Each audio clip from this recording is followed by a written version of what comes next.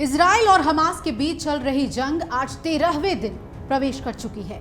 मंगलवार की रात जब गाजा पट्टी के अल अहली अस्पताल पर हमला हुआ और 500 से ज्यादा बेगुनाहों की जान चली गई तो दुनिया सकते में आ गई कि एक अस्पताल कैसे जंग की जद में आ सकता है।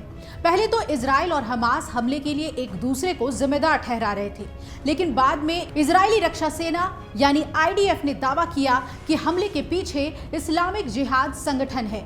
आईडीएफ ने अपने दावे को पुख्ता करने के लिए एक वीडियो भी जारी किया और कहा कि इस्लामिक जिहाद ने रॉकेट दागा था जो लॉन्चिंग के वक्त मिसफायर हो गया और अस्पताल पर जा गिरा।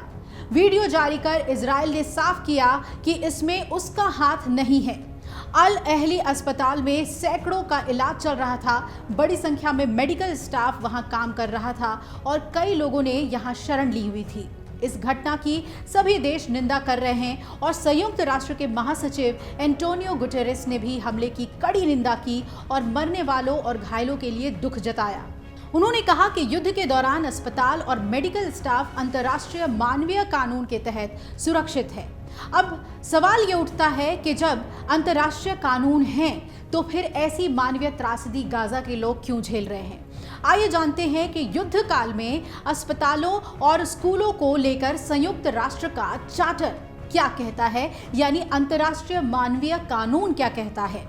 अंतर्राष्ट्रीय मानवीय कानून युद्ध के दौरान आम नागरिकों या उन लोगों को सुरक्षा प्रदान करता है जो युद्ध में शामिल नहीं हैं।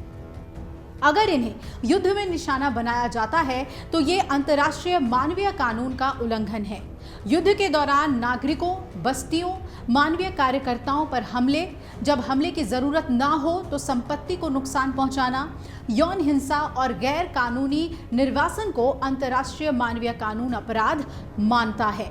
स्कूलों और अस्पतालों पर किसी भी तरह का किया गया हमला संयुक्त राष्ट्र द्वारा चिन्हित गंभीर उल्लंघनों में से एक है जो गाजा में हुआ।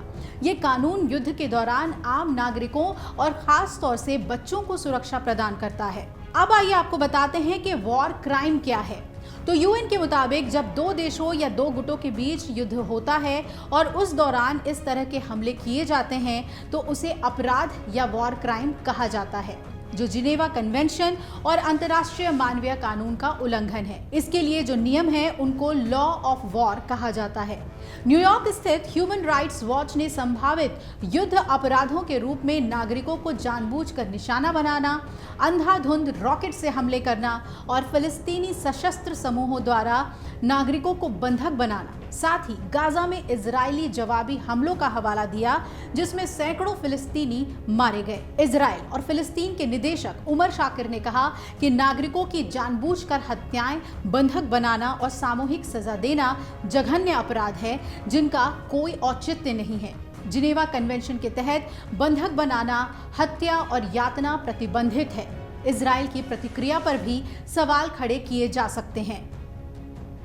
दूसरी तरफ गाजा पट्टी में सिर्फ हमास के आतंकी ही नहीं रहते बल्कि वहां के आम नागरिक भी रहते हैं। अंतर्राष्ट्रीय मानवीय कानून युद्धों को प्रतिबंधित करता है लेकिन देशों को आत्मरक्षा का अधिकार भी देता है। साल 1949 में हुए जिनेवा कन्वेंशन में पहली बार युद्ध की स्थिति में होने वाले युद्ध अपराधों पर मंथन किया गया। कुछ नियमावलियां बनाई गईं जिन्हें हर देश मानते हैं। अंतर्राष्ट्रीय वॉर क्राइम ट्रिब्यूनल का गठन हुआ जिनके फैसले को हर देश मानता है। जिनेवा कन्वेंशन में कई ऐसे मुद्दों पर देश सहमत हुए थे जिनमें सशस्त्र संघर्ष के कानून और मानवतावादी कानूनों को लेकर नीतियां बनाई गई थीं। युद्ध के दौरान आम नागरिकों के लिए सेना के व्यवहार, युद्ध बंदियों के साथ होने वाले व्यवहार को लेकर दिशा निर्देश तय किए गए थे। ये कानून देशों और हमास आतंकवादियों सहित सभी संगठित सशस्त्र समूहों पर लागू होते हैं। हमास के आतंकियों ने इजराइल में वहशीपन की सारी हदें पार की। बच्चों, बूढ़ों और महिलाओं के साथ उन्होंने हैवानियत की। इजराइल ने महिलाओं से दुष्कर्म और बर्बरता के आरोप लगाए। अगर इजराइल में फिलिस्तीन में रहने वाले हमास के आतंकियों के अत्याचार को लेकर वॉर क्राइम के आरोप तय नहीं होते हैं तो हेग में इंटरनेशनल क्राइम कोर्ट यानी आईसीसी आरोप लगाने में सक्षम है। घरेलू अदालतें युद्ध अपराध के मामलों में सिर्फ अपने क्षेत्राधिकार में फैसले ले सकती है, लेकिन इसका दायरा केवल क्षेत्र विशेष में होता है। आईसीसी के आरोप से वैश्विक स्तर पर कुछ फर्क पड़ सकता है। आइए आपको बताते हैं कि क्या है इंटरनेशनल क्रिमिनल कोर्ट यानी आईसीसी। तो आईसीसी विश्व का स्थायी युद्ध अपराध न्यायिकरण है। ये साल 2002 में स्थापित किया गया था और इसके 123 सदस्य देश हैं। सदस्य देशों में नागरिकों द्वारा किए गए युद्ध अपराधों, सैनिकों द्वारा किए गए युद्ध अपराधों और मानवता के खिलाफ होने वाले अपराधों और नरसंहार जैसे मामलों को देखा जाता है।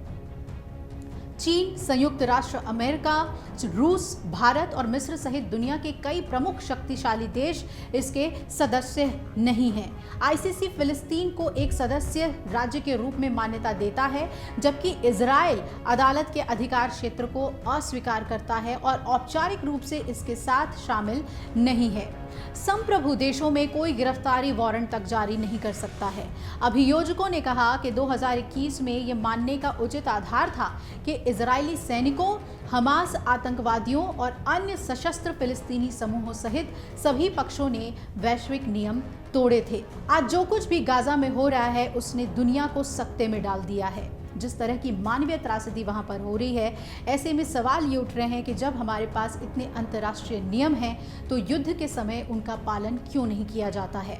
अगर आप ये वीडियो YouTube पर देख रहे हैं तो हमारे चैनल को सब्सक्राइब करें और बेल आइकन को दबाना ना भूलें। अगर आप Facebook पर ये वीडियो देख रहे हैं तो हमारे पेज को लाइक करें।